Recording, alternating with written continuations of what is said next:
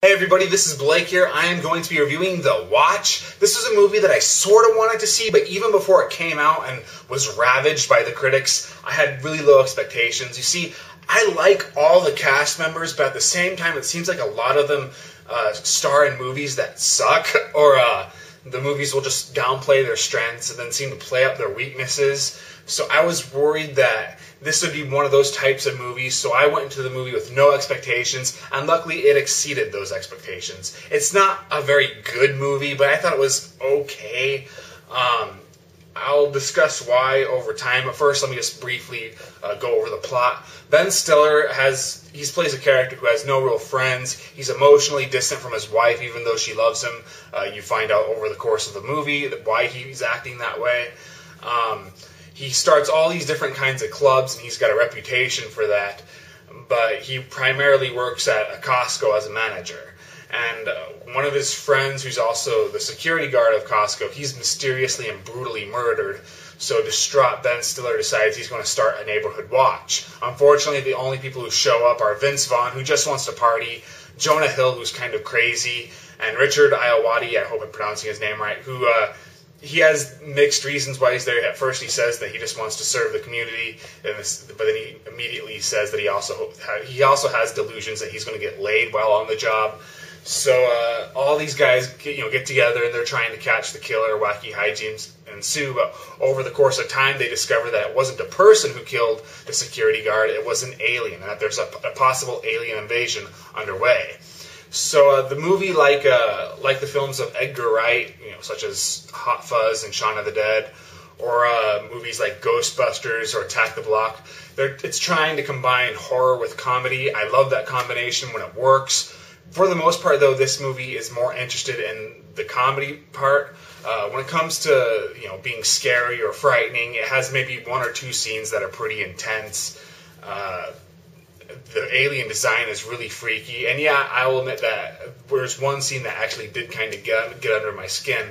But for the most part, even when they're fighting the aliens, it's more about how funny the movie is. But is the movie funny? So obviously it's really relying on the comedy.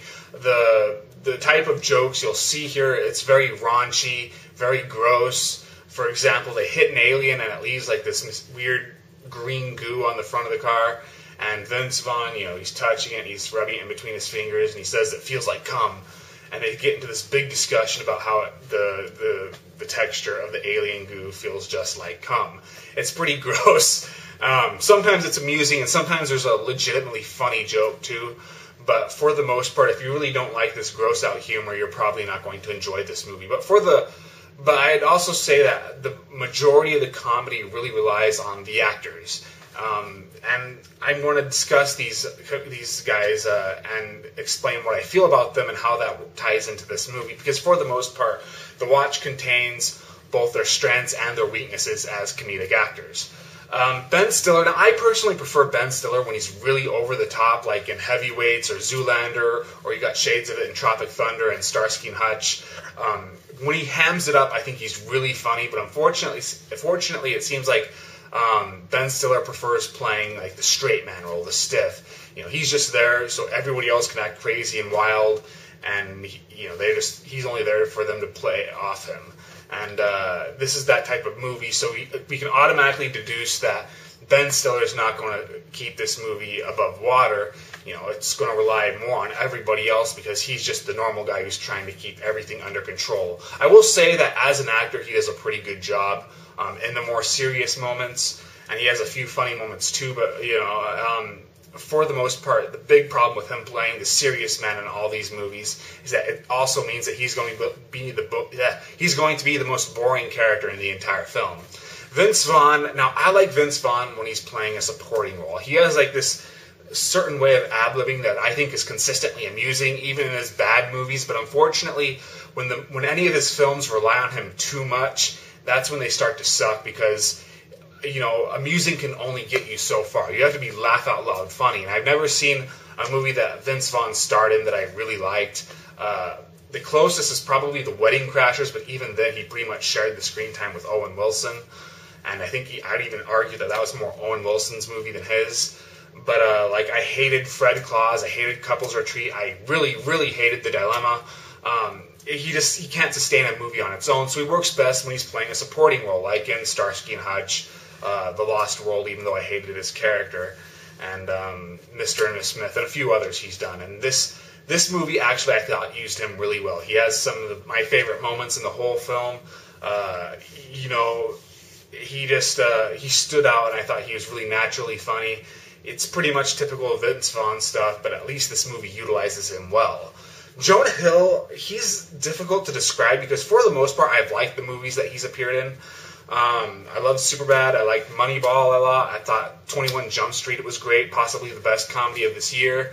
But at the same time, he really, really relies on the right material. Whereas, like Vince Vaughn, for example, I get the impression that he does ad-lib most of his lines, so he could take a crappy script and ideally make it better for it, even though it's yet to really work out that way. Jonah Hill, he seems to really need a good script for him to work, because for the most part, he's giving the same kind of performance in every film, and I noticed that he's yet to really elevate a movie, but at the same time, he's yet to drag one down either, and the only real bad one I've seen him do is The Sitter, which it wasn't very funny, but at the same time, it was just because he had no good lines. For the most part, it was a relatively flat comedy, and I can't really blame Jonah Hill for that. But so I figure with this movie, it's just going to come down to what kind of dialogue he gets, how his character plays out. And he's very inconsistent. On one hand, he does have some really good bits of dialogue or moments where he goes crazy. But at the same time, it seems like the character, they're not really sure how they want him to play out because sometimes he acts really normal. Then it's like the movie remembers, oh yeah, this guy's supposed to be kind of crazy and weird. So they start really playing that almost too much to the point where you're kind of wondering, wait, when did he start getting this creepy? And so that was odd. In a few moments, it's like you kind of felt like there was going to be a really good joke coming, but then it never really happens. And I was trying to figure out, was this movie still being filmed when 21 Jump Street came out? Because there was a few moments I could have swore they were trying to allude to that film. So that was kind of weird. But, so Jonah Hill was uneven in this movie. Richard Ayoade, the only thing I've really seen him in was Garth Marenghi's Dark Place. He plays the producer who's playing the boss of that hospital. I didn't actually know he was in this movie. I didn't recognize his name or his face. It was just when he started speaking, I was like, wait, that's that guy, isn't it? And I love that show, too.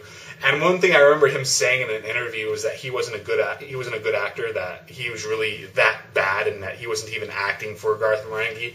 It shows. He's not a very good actor here. He's very wooden. His voice really works, but at the same time, it never seems like he's really doing a whole lot in terms of facial expressions. Luckily, the movie knows this, and it uses this pretty well.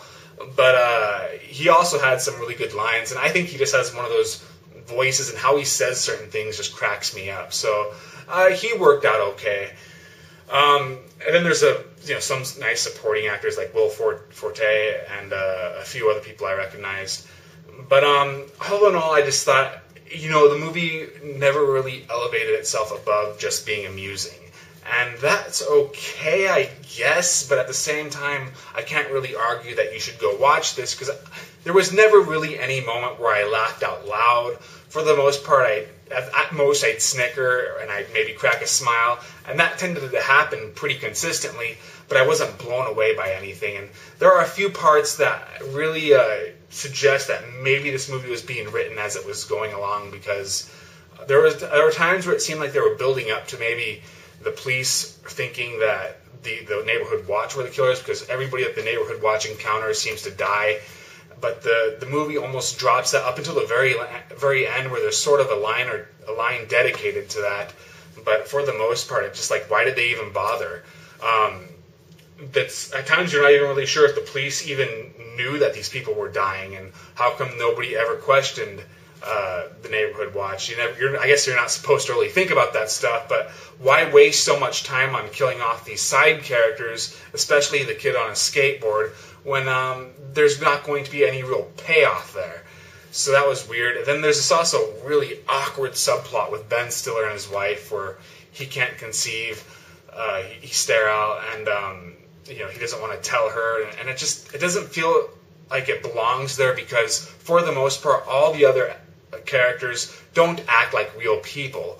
they're exaggerations, which works fine when you're doing a comedy, but it just seems like why have real people problems in a movie where nobody really seems like a real person? So that was odd, and those type of things really did bruise the pacing a little bit. But for the most part, I thought it was harmless. It's not worth watching in theaters, I think, but I do believe that it makes a solid rental. So that's really all I have to say. I'll see you guys later.